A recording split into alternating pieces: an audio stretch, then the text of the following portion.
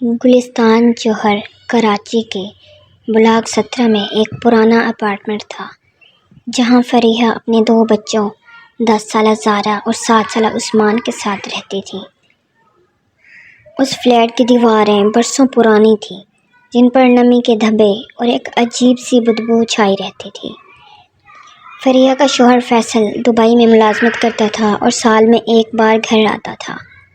رات کے سناٹے میں فریحہ کو کبھی کبھار عجیب آوازیں سنائی دیتی، جیسے کوئی دیوار کھرچ رہا ہو یا ہلکی سرگوشیاں کر رہا ہو۔ وہ انہیں اپنا وہم سمجھتی، مگر دل میں ایک عجیب سا خوف سمایا رہتا۔ کچھ ہفتے پہلے ایک عجیب واقعہ شروع ہوا۔ ہر رات ٹھیک 12 بجے ایک کالی بلی فلیٹ کے دروازے پر آ کر بیٹھ جاتی۔ اس کی زرد آنکھیں ایسی تھیں جیسے وہ فریحہ کے دل کی گہرائی تک دیکھ رہی ہو۔ بلی نہ میاؤں کرتی نہ کوئی حرکت، بس خاموشی سے گھورتی رہتی۔ اس کی خاموشی خون جما دیتی تھی۔ فریحہ نے سوچا کہ شاید بلی بھوکی ہے۔ وہ روز بچوں کے کھانے سے کچھ جیسے روٹی یا چاول دروازے پر رکھ دیتی۔ بلی خاموشی سے کھانا کھاتی اور رات کے اندھیرے میں غائب ہو جاتی۔ جلد ہی بلی کی عادتیں بدل گئیں۔ وہ دروازے پر رکنے کی بجائے گھر کے اندر گھس جاتی۔ رات کے سناٹے میں وہ بچوں کے کمرے کی طرف بڑھتی اور زارا یا عثمان کے بیڈ کے نیچے بیٹھ جاتی۔ ایک رات فریحہ نے دیکھا کہ بلی عثمان کے بیڈ کے نیچے بیٹھی ہے۔ اس کی زرد آنکھیں اندھیرے میں چمک رہی تھیں۔ فریحہ نے اسے بھگانے کی کوشش کی، مگر بلی ایک دم غائب ہو گئی، جیسے وہ کبھی تھی ہی نہیں۔ فریحہ کا دل بے چین رہنے لگا۔ ایک رات جب فریحہ زارا کو سلانے اس کے کمرے میں گئی تو اس کا خون جم گیا۔ بلی زارا کے سینے پر بیٹھی تھی اور اس کے ہونٹوں پر ایک ایسی مسکراہٹ تھی جو بلیوں کی نہیں تھی، کسی انسان کی ہوتی ہے۔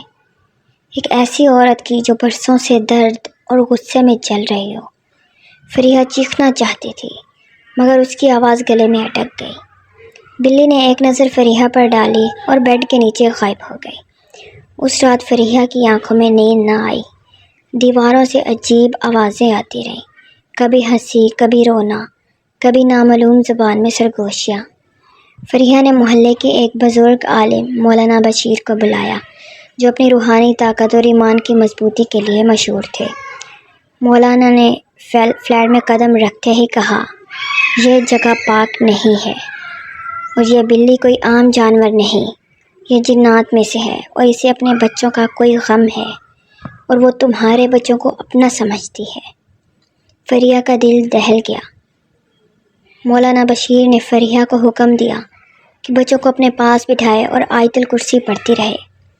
انہوں نے آیت الکرسی کی کثرت سے تلاوت شروع کی اور گھر کے چاروں کونوں میں نمک چھڑکا۔ رات کو جب بلی دوبارہ آئی، اس بار عثمان کے سرہانے بیٹھی تھی۔ اس کے پنجوں سے خون کے قطرے ٹپک رہے تھے اور کمرے میں ایک گندی بدبو پھیل گئی۔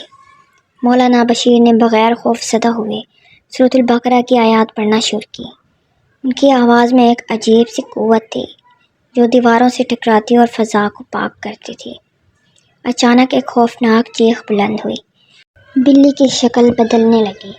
ایک جلتی ہوئی عورت کی صورت جس کی چیخیں دیواروں سے ٹکرا رہی تھیں۔ اس کی آنکھوں میں غصہ اور درد تھا، مگر مولانا نے بلند آواز سے درود پاک اور دعائے حفاظت پڑھنا جاری رکھا۔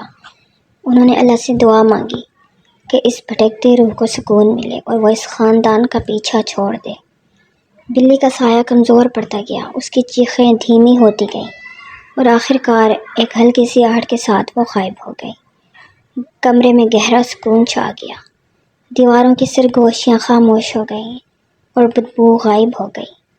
مولانا بشیر نے فریحہ کو ہدایت کی کہ وہ ہر رات درود پاک، آیت الکرسی اور سورۃ فلق اور ناس پڑھا کرے۔ انہوں نے ایک تعویذ دیا جو بچوں کے گلے میں ڈالنے کو کہا۔ اس کے بعد وہ بلی دوبارہ کبھی نظر نہ آئی۔